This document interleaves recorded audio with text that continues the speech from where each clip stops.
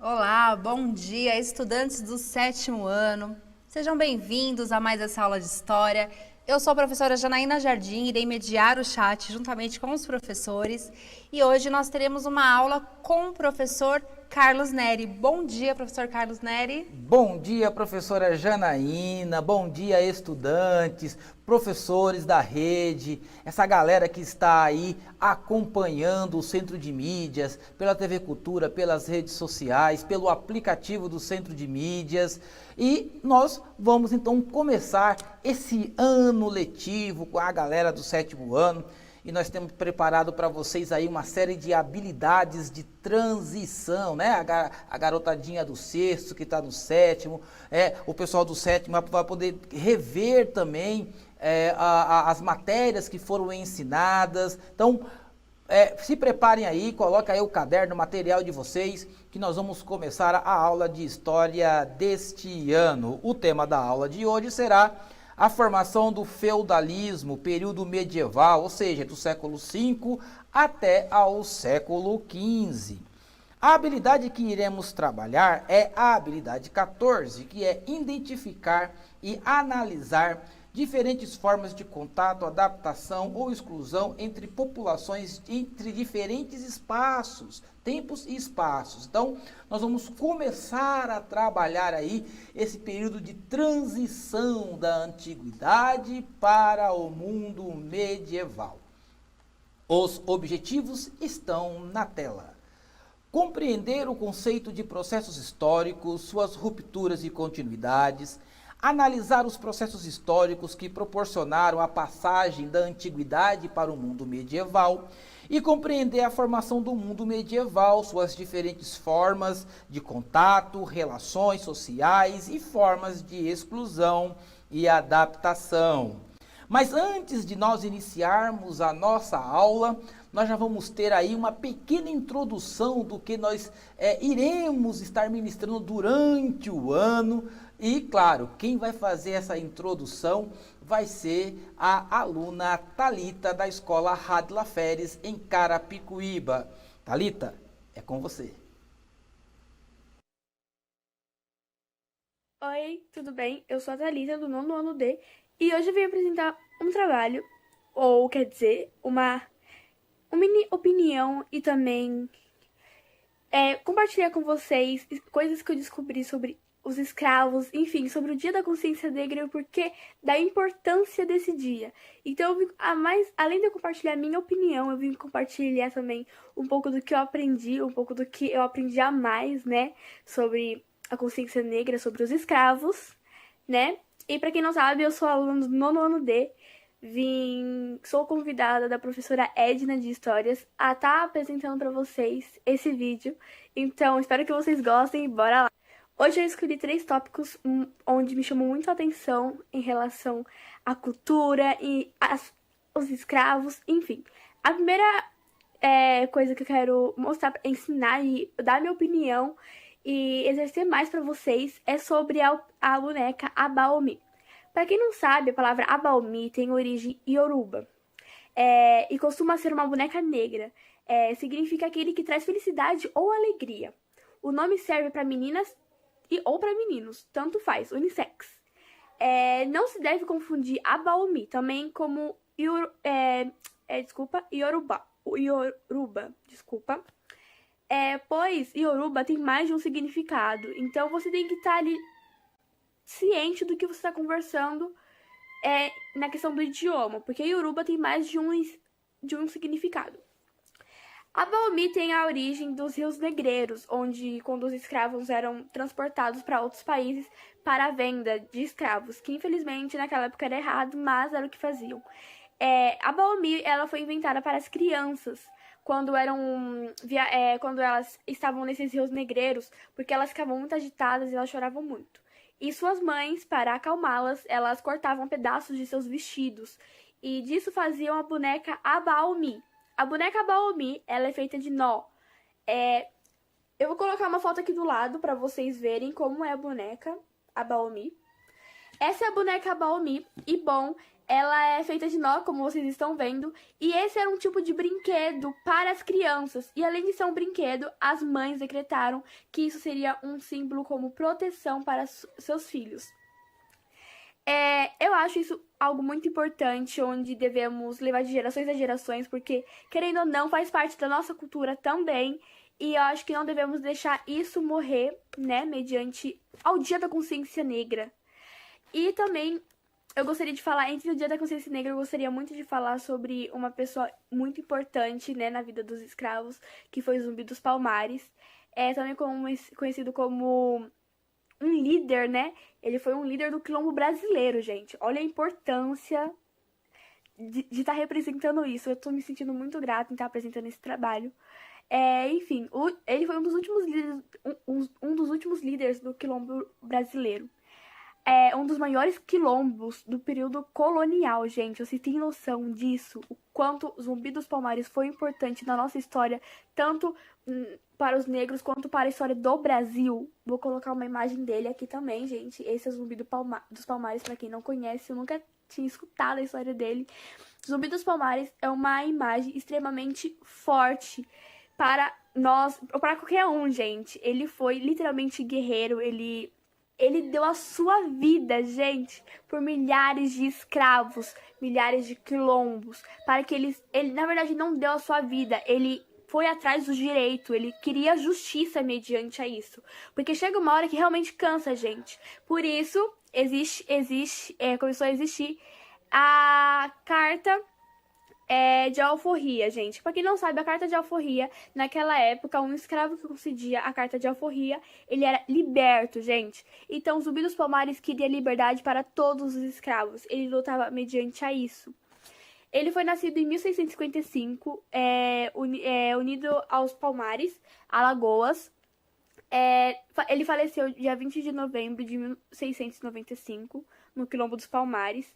Seu nome completo era Francisco Zumbi, né?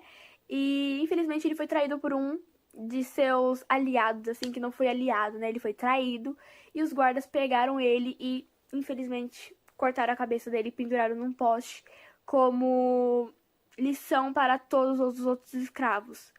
Mas graças a Deus, os escravos não ficaram quietos e não ficaram calados e lutaram até o último para ter a sua liberdade.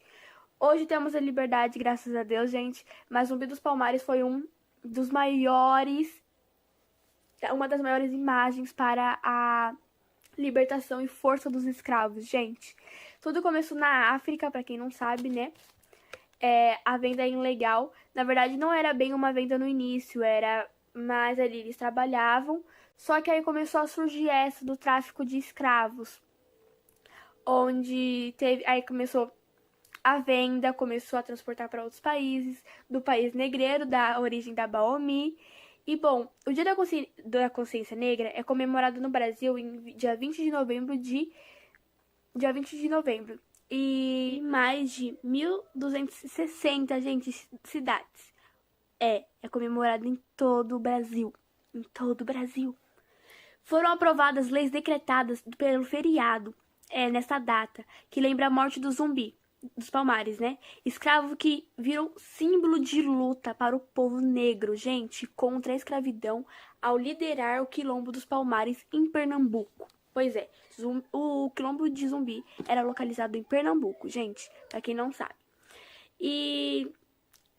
Gente, e é isso que muitas das vezes, infelizmente, hoje em dia nós temos o racismo com pessoas negras, e onde eles não têm respeito, eles não têm direito, e nós lutamos cada vez mais, né? Porque queremos a igualdade, queremos acabar com a desigualdade, onde as pessoas colocam desigualdade onde não há, onde não tem motivos para ter desigualdade, gente.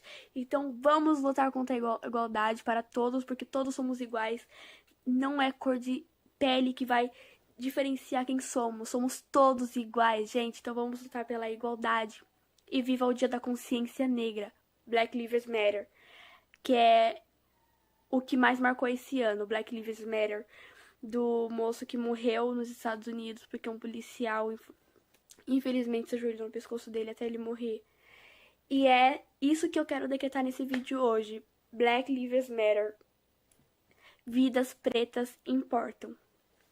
Espero que vocês tenham gostado um pouco da minha explicação do que realmente eu quis trazer sobre a importância do Dia da Consciência Negra. Bom feriado a todos e até talvez o próximo trabalho.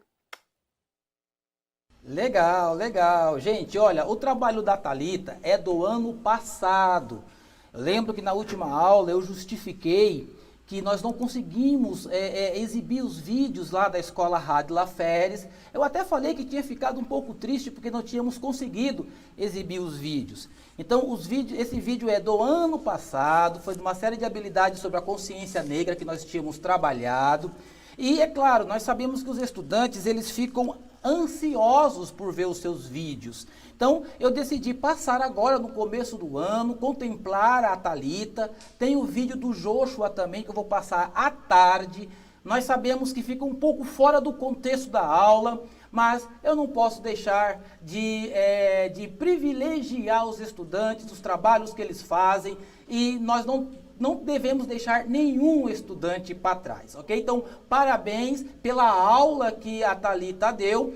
Essas habilidades em relação à consciência negra, à escravidão na antiguidade, já tem aulas montadas, trabalharemos durante todo o ano. Então, eu quero parabenizar, mesmo que esteja fora do contexto da aula de hoje, mas eu quero parabenizar pela disposição e pelo trabalho aí da professora Edna, lá em Carapicuíba, na Escola Rádio Laferes, e pela Thalita também. E olha que lá no final do ano nós podemos passar novamente o vídeo da Thalita, ok? Então, está justificado aqui. Vamos então para a questão disparadora da aula de hoje.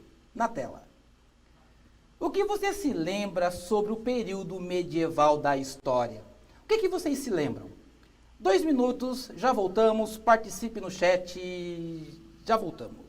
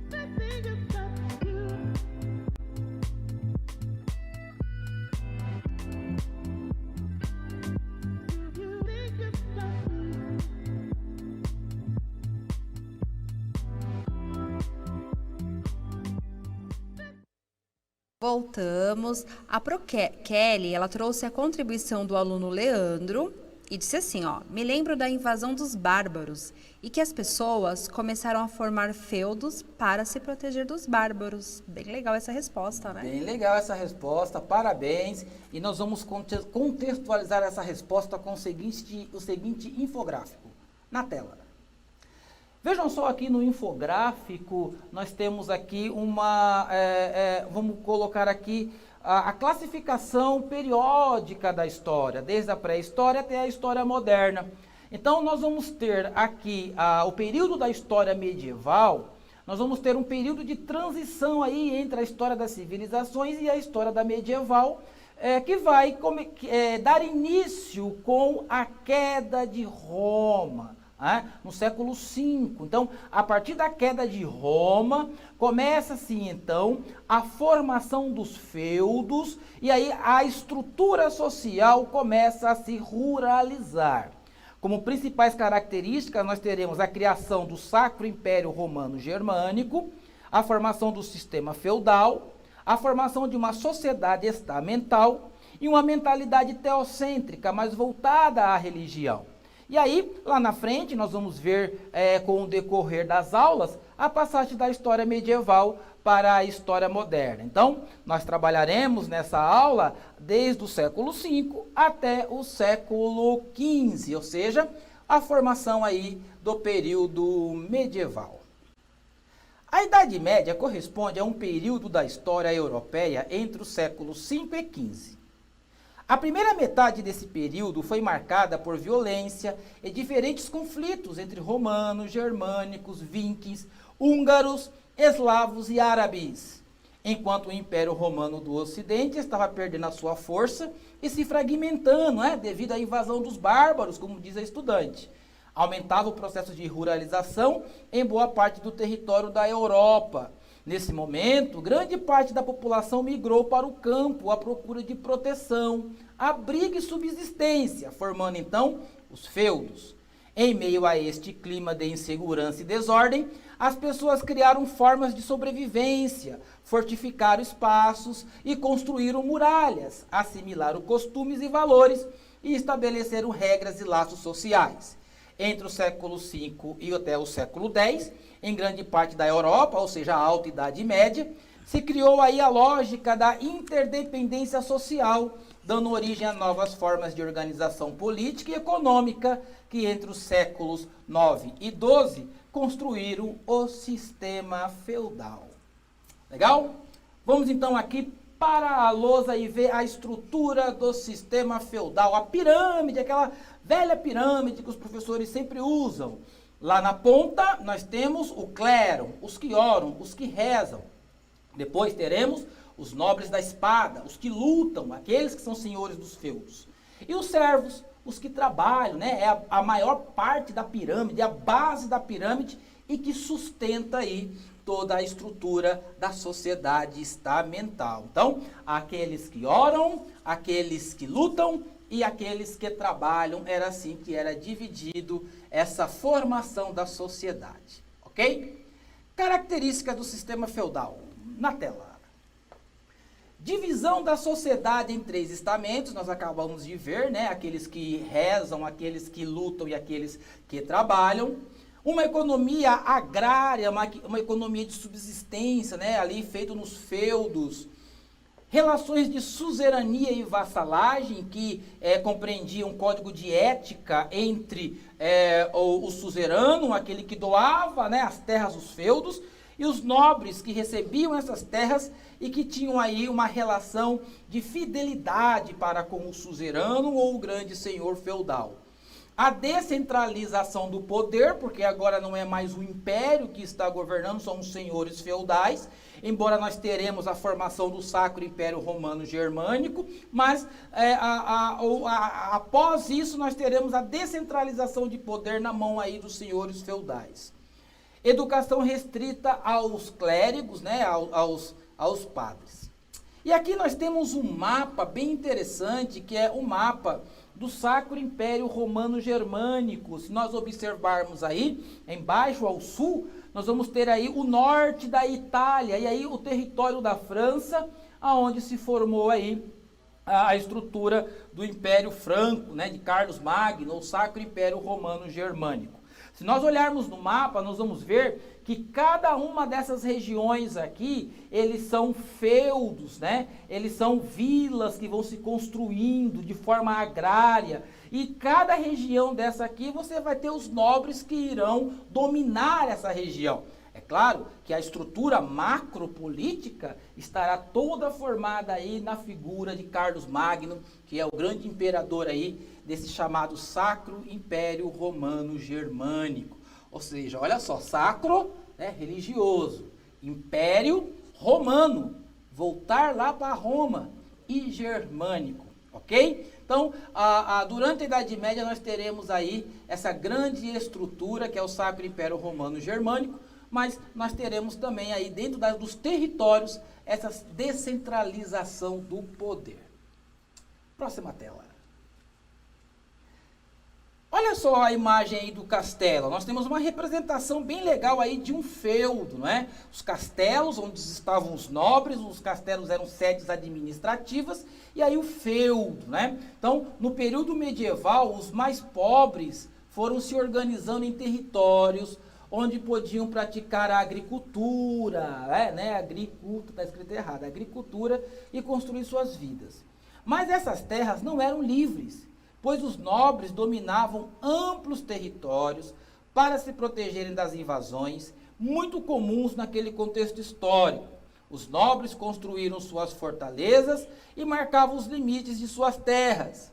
Na sociedade medieval, enquanto os nobres garantiam a segurança aos trabalhadores, estes, por sua vez, garantiam a produção de alimentos e produtos consumidos nos feudos. Então, quem sustentava aquela pirâmide, quem sustentava a pirâmide eram os camponeses que trabalhavam nos feudos. E olha, eles ficavam muito bravos, viu? Porque quando vinha a colheita, uma boa parte dessa colheita era levado para abastecer as estruturas dominantes da época, que eram os nobres da espada, esses que viviam nos castelos, e também o clero, que fazia toda a parte religiosa do período. Legal? Vamos então para a próxima tela. No período medieval, aparece a figura do cavaleiro medieval.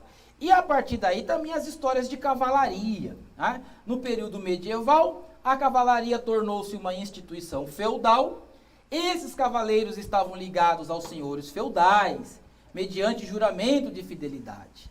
A partir do século XI, inicia-se na Europa um tipo de literatura conhecida como romances ou novelas de cavalaria, escritas em verso ou prosa, em que se ressaltavam a honra, a fidelidade e o heroísmo, que devido aí às relações de suzerania e vassalagem, toda essa questão dos valores da honra, da fidelidade, do heroísmo, eram muito exigidos naquela sociedade, principalmente aqueles que estavam sob o juramento da bandeira de um senhor feudal.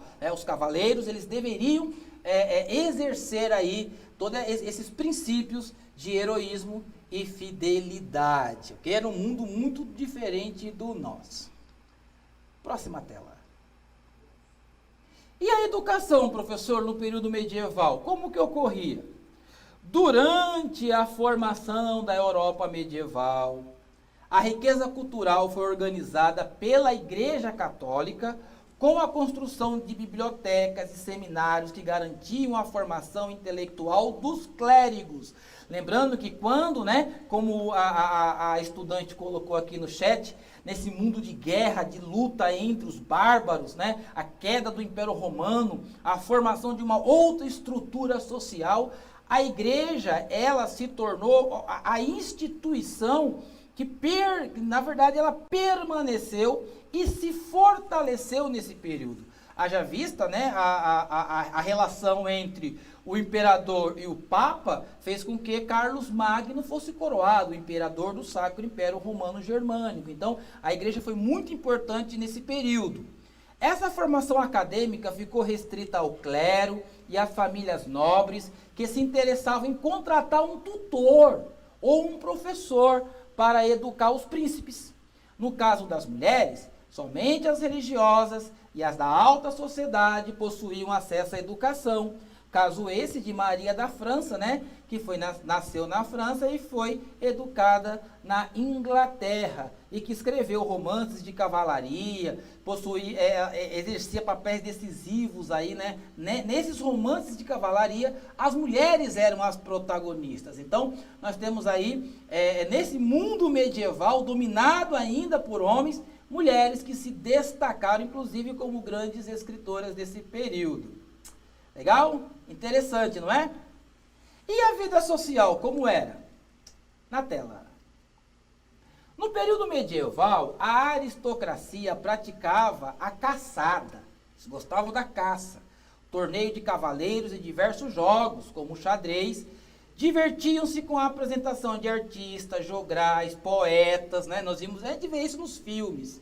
E no que se refere aos festivais, também, embora estejam em sua maioria inserido nas festividades do calendário cristão, também existiam as festas pagãs, como o carnaval, que naquela época já se era realizado, em que se celebravam o riso e a vida. Mas olha, viver na sociedade medieval era muito diferente de viver na sociedade atual de hoje. As relações, as regras, as normas, inclusive para o pobre era muito mais difícil nesse período. Não é verdade? Próxima tela, nós teremos uma atividade. Essa atividade, ela está lá nas tarefas, né, professora Janaína? Né, que lá no aplicativo, vocês irão para lá o aplicativo fazer essa atividade e outras atividades que o professor colocou lá também. Aí os professores, junto com vocês nas escolas, estarão aí ajudando vocês a realizarem essas atividades. Ok? Próxima tela. Também tem uma outra atividade, que é sobre as características do sistema feudal. Também está lá no sistema de tarefas para vocês realizarem. As atividades complementares que vocês irão realizar, vocês vão aí assistir aí esse vídeo, né, essa animação sobre o período medieval, está lá no YouTube, assista, e aí você pode criar aqueles mapas mentais, criativos, coloridos, que vocês sempre fazem e nos mandem para exibir aqui no CMSP. Vamos voltar lá na tela sobre a tarefa, as atividades complementares. E não se esqueça de fazer as resenhas e os resumos, ok? Analise a aula de hoje, faça sua avaliação lá com o QR Code. Nós terminamos a aula por aqui, está reduzido o tempo de aula e nós voltaremos aí na próxima aula para dar continuidade a essas habilidades. Gente, muito obrigado e parabéns, Thalita, você tem uma excelente oralidade. Tchau!